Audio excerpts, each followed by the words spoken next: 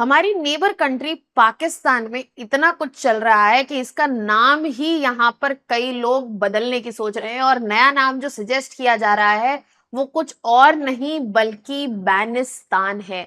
आखिर ऐसा क्या चल रहा है पाकिस्तान में कि यहाँ पर पाकिस्तान की जगह कई लोग इसको बैनिस्तान रेफर कर रहे हैं। यहाँ पर ये हो रहा है कि यहाँ पे गवर्नमेंट जो है वो चाइना के जैसे ही एक फायरवॉल क्रिएट करना चाह रही है। कह तो रही है कि ये साइबर सिक्योरिटी के लिए है और टेररिज्म, डिजिटल टेररिज्म को कंट्रोल करने के लिए है, बट अगर हम इसको करीब से देखें तो ये एक certain amount of control build करने के लिए है, यहाँ पर मॉनिटरिंग बढ़ाने के लिए है और प्राइवेसी और सिक्योरिटी को कॉम्प्रोमाइज करने के लिए। ये चीज इतनी बढ़ गई है कि यहाँ पर वीपीएन्स को अन इस्लामिक बता दिया गया है, जो कि एक जरूरी चीज है। Virtual private networks international working के लिए, इंटरनेशनल कॉलिंग्स के लिए बेसिक रिक्वायरमेंट है और इसी फायरवॉल स्ट्रैटेजी की वजह से पाकिस्तान को रेफर किया जा रहा है एज बैनिस्तान। हेलो स्टूडेंट्स, वेलकम टू चर्ल academy. My name is Shubhangi Singh और आज हम बात करने वाले हैं इसी के बारे में कि कैसे और क्या ऐसा हो रहा है पाकिस्तान में कि that it is being referred to as बैनिस्तान। तो यहाँ पर पाकिस्तान में बेसिकली यहाँ पर फायरवॉल, इंटरनेट फायरवॉल जो है बिल्ड की जा रही है बिल्कुल चाइनीज मॉडल पर, जहां पर रीजन तो इसको बनाए जाने का ये बताया जा रहा है कि हम यहाँ पर डिजिटल टेररिज्म को रोकना चाहते हैं और साथ ही साथ साइबर सिक्योरिटी जो है इनहैंस करना चाहते हैं। बट यहाँ पर जो इश्यूज रेज हो रहे हैं वो ये रेज हो रहे हैं कि ये इन पर्पसेस के अलावा सर्विलेंस का भी काम करेगा और साथ ही साथ सेंसरशिप का भी काम करेगा। ये छोटा मोटा प्रोजेक्ट नहीं है। पाकिस्तान की इकोनॉमी देखें तो यहाँ पर $100 मिलियन बहुत बड़ी बात है। तो यहाँ पर 72 से 107 मिलियन डॉलर का प्रोजेक्ट जो है, जिसको कहा जा रहा है कि एक साइबर सिक्योरिटी इफेक्ट है, बट इसके स्टार्ट होते ही यहाँ पर स्लोअर इंटरनेट स्पीड देखी जा रही है, कुछ कॉम्प्रोमाइज्ड फीचर्स देखे जा रहे हैं, सेंसरशिप देखी जा रही है और साथ ही साथ कई एप्स जैसे कि व्हाट्सएप, इनके सर्विसेज में भी इशू आ रहे हैं। और यहाँ पर यही रीजन है कि पाकिस्तान को बैनिस्तान जो है बोला जा रहा है। अब बेसिकली समझ लेते हैं कि आखिरकार पाकिस्तान में चल क्या रहा है और क्यों ये इंपॉर्टेंट है। पाकिस्तान में इस वक्त बात हो रही है डिजिटल ट्रांसफॉर्मेशन की और कहा जा रहा है कि हम साइबर सिक्योरिटी के एफर्ट्स जो है बढ़ा रहे हैं और साथ ही साथ यहाँ पर हम इंश्योर कर रहे हैं कि डिजिटल टेररिज्म जो है वो कंट्रोल रहे, किसी भी तरीके से प्रमोट ना। इसलिए हम यहाँ पर एक इस वक्त फायरवॉल गवर्नमेंट जो है वो बना रही है। अब ये जो फायरवॉल का क्रिएशन है वो मार्क कर रहा है एक डिजिटल शिफ्ट, पॉलिटिकल शिफ्ट नहीं, डिजिटल शिफ्ट मार्क कर रहा है, जहां पे गवर्नमेंट की मॉनिटरिंग जो है, सेंसरशिप जो है, साथ ही साथ सर्वेलेंस जो है वो यहाँ पर बढ़ जाएगा। और यहाँ पे क्रिटिक्स का बहुत सही कहना है कि ये जो फायरवॉल है सीधा सीधा रिस्ट्रिक्ट करेगी ऑनलाइन फ्रीडम्स, इकोनॉमिक ग्रोथ को भी इफेक्ट करेगी, हम समझेंगे कैसे, और पॉलिटिकल रिप्रेशन को बढ़ावा देगी डायरेक्टली। इसके अलावा यहाँ पे जो सर्वेलेंस और कंट्रोल की बात हो रही है, ये जो फायरवॉल है वो गवर्नमेंट को अलाउ कर रही है कि यहाँ पर वो इंटरनेट एक्टिविटी जो है उसको क्लियरली मॉनिटर कर सके और साथ ही साथ ये भी फैसिलिटेट कर रही है कि कुछ स्पेसिफिक ऐप फीचर्स, जैसे कि व्हाट्सएप अगर आप देखें तो एक मैसेजिंग ऐप है, बट इसमें वॉइस कॉल का भी फीचर है, वीडियो कॉल का भी फीचर है। तो अगर स्पेसिफिक ऐप फीचर्स बैन करने हो तो यहाँ पर बैन किए जा सकते हैं, जैसे कि वॉइस कॉल और वीडियो कॉल बैन किया जा सकता है, जैसे कि मिडिल ईस्ट में आपको ये देखने के लिए मिलेगा। और ये क्लियरली इंडिकेट कर रहा है कि कंट्रोल जो है गवर्नमेंट बढ़ाना चाह रही है अपना डिजिटल स्पेस पे। साथ ही साथ यहाँ पे पाकिस्तान टेलीकॉम अथॉरिटी जो है उसकी पावर्स में एक्सपेंशन देखने को मिल रहा है, क्योंकि यहाँ पर जो यूजर डेटा था अब उनको बिना किसी जुडिशियल मैंडेट के वो एक्सेस कर सकते हैं, समझ सकते हैं और यहाँ पर लाइव स्ट्रीम्स देख सकते हैं, और जिससे डेफिनेटली पॉलिटिकल डिस्कोर्स क्या चल रहा है कंट्री में वो उस पे इफेक्ट जो है हमें देखने को मिलेगा। तो ये जो फायरवॉल कहने के लिए सिर्फ एक साइबर सिक्योरिटी इफेक्ट है, इसके वाइड स्प्रेड इम्प्लीकेशन देखने को मिलेंगे। साथ ही साथ यहाँ पे नोटिस करने वाली बात है कि इसकी पॉलिटिकल टाइमिंग देखिए कितनी अप्रोप्रिएट है।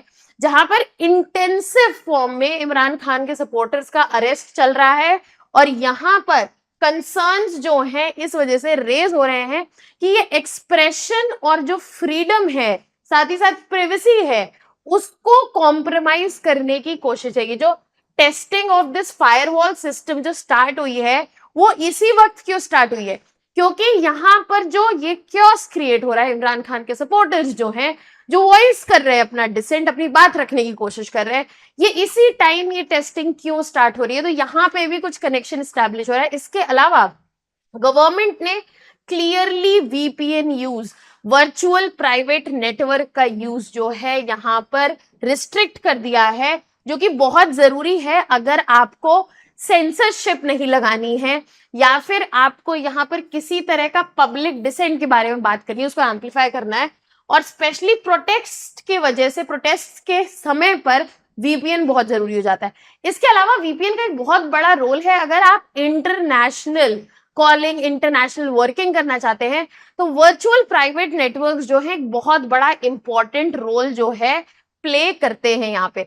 साथ ही साथ इसमें रिलीजियस और कल्चरल डिबेट भी एंटर कर चुकी है, जहां वीपीएन को क्लियरली अन इस्लामिक घोषित कर दिया था काउंसिल ऑफ इस्लाम आइडियोलॉजी ने, और लेकिन ये स्टेटमेंट जो है बाद में रिट्रैक्ट कर ली गई थी।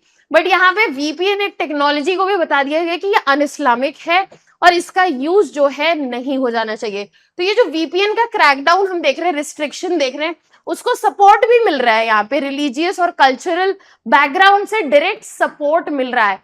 तो यहाँ पे आपको देखने को मिलेगा कि ये छोटा सा फायरवॉल सिस्टम का टेस्टिंग स्टार्ट नहीं हुआ है, बल्कि एक काफी सोचा समझा स्टेप है जो काफी चीजें एक बार में एड्रेस करेगा। अब अगर हम सीधे समझे इसका इफेक्ट क्या आने वाला है, तो यस, इसका इफेक्ट जो है सेंसरशिप देखने को मिलेगा सिक्योरिटी के नाम पर। सिंपल सी बात है, ये सेंसरशिप की जा रही है सिक्योरिटी की आड़ में।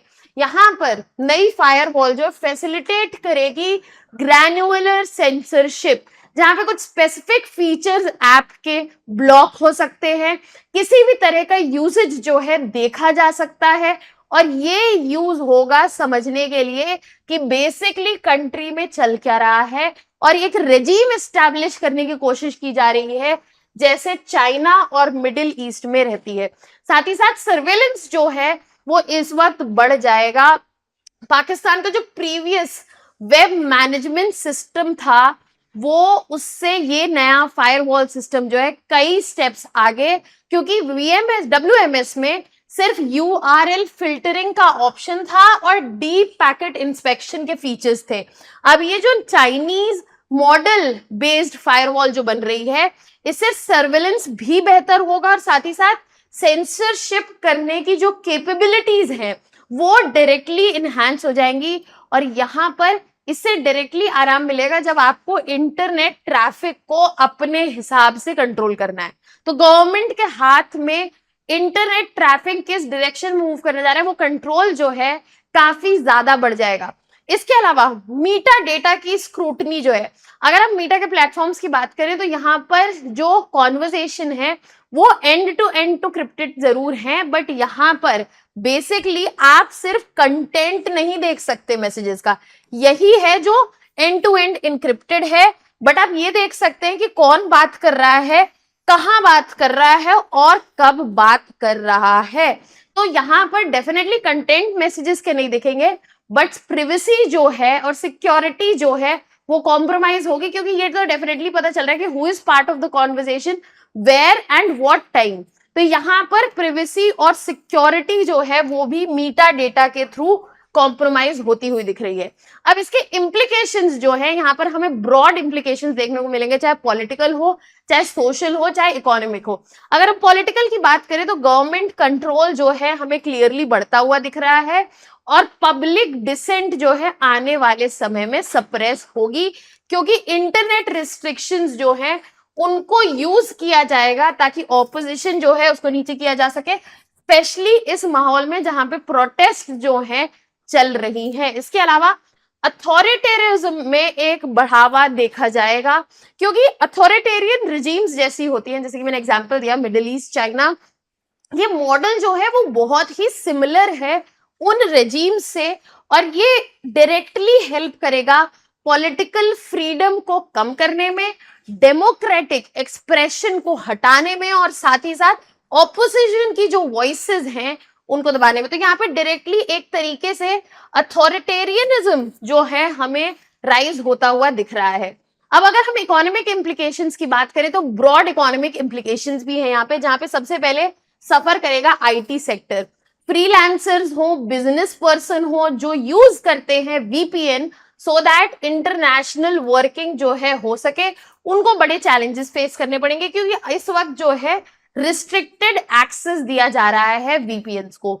इसके अलावा ऑपरेशनल कॉस्ट जो है, चाहे स्मॉल बिजनेस हो, मीडियम बिजनेस हो, लार्ज बिजनेस हो, उनके ऑपरेशनल कॉस्ट बढ़ने वाले हैं, बिकॉज जो ये बिजनेसेस हैं, फ्रीलांसर्स हैं, उनको ज्यादा कॉस्ट भरना पड़ेगा to use the same facilities. तो यहाँ पर एक तरीके से प्रोडक्टिविटी और इनोवेशन टेक सेक्टर में वो भी सफर करेगी और ऑपरेशनल कॉस्ट भी बढ़ेंगे। इसके अलावा ग्लोबल ट्रस्ट जो है, जब ये जो एक्टिविटी है एक फायरवॉल क्रिएट करने की, सेंसरशिप बढ़ाने की, सिक्योरिटी प्रिवेसी कॉम्प्रोमाइज करने की, which is a down turn for investors. Investors ऐसी जगह कभी नहीं आना चाहते हैं जहां पर इतनी रिस्ट्रिक्शंस हो, और यहाँ पे इंटरनेशनल इन्वेस्टर्स जो है एक्सपेक्टेड है कि पाकिस्तान को अवॉइड करने लगेंगे, क्योंकि एक्सेसिव इंप्लीकेशन देखने को मिलेगी प्रिवेसी पे और डिजिटल फ्रीडम पे, और इन सभी रीजंस की वजह से इकोनॉमिक ग्रोथ पे इफेक्ट तो देखना वाजिब है।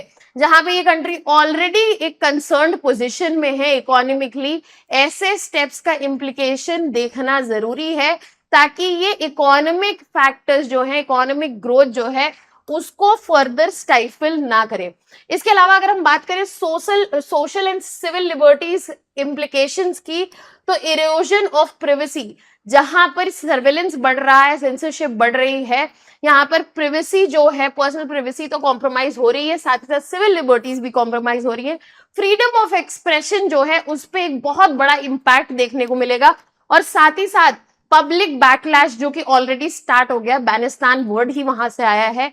ये जो फ्रस्ट्रेशन है गवर्नमेंट के एक्शंस पे कि यहाँ पर एक अथॉरिटेरियन रूल लाने की कोशिश की जा रही है, लोगों का फ्रीडम जो है उनसे छीना जा रहा है, फ्रीडम ऑफ एक्सप्रेशन, और साथ ही साथ प्रिवेसी उनकी कॉम्प्रोमाइज की जा रही है, जिसकी वजह से पब्लिक ट्रस्ट जो है वो खत्म हो चुका है, और एक intense amount of public backlash भी हमें देखने को मिल रहा है।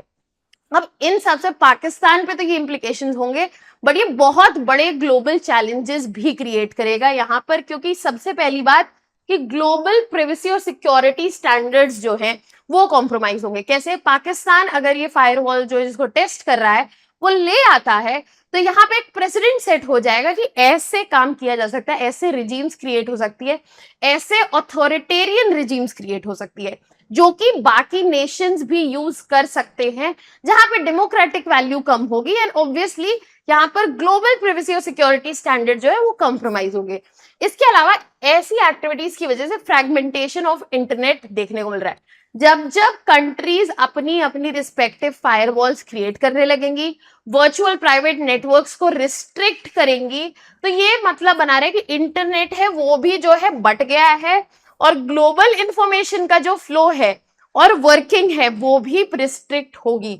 यहाँ पर इंटरनेशनल रिलेशंस पर भी हमें इफेक्ट देखने को मिलेगा यहाँ पे, क्योंकि डेमोक्रेटिक नेशंस जो हैं और इंटरनेशनल बॉडीज जो हैं वो ऐसे वायलेशंस को सपोर्ट नहीं करेंगी, और पाकिस्तान के लिए चीजें और भी मुश्किल होते हुए दिखेंगी एट द ग्लोबल लेवल। यहाँ पर हमने सारे ही कंपोनेंट्स और डिमेंशन समझे related to this internet firewall जो पाकिस्तान टेस्ट कर रहा है। आई होप आपको सारे ही डायमेंशन जो है यहाँ पे समझ में आए होंगे। अगर आपके कोई डाउट्स या कंसर्न है तो आप कमेंट सेक्शन में डाल सकते हैं। ऐसी और वीडियोस और कंटेंट रिलेटेड इन्फॉर्मेशन के लिए please subscribe to our YouTube channel of Chahal Academy. That was all from my side. Thank you so much.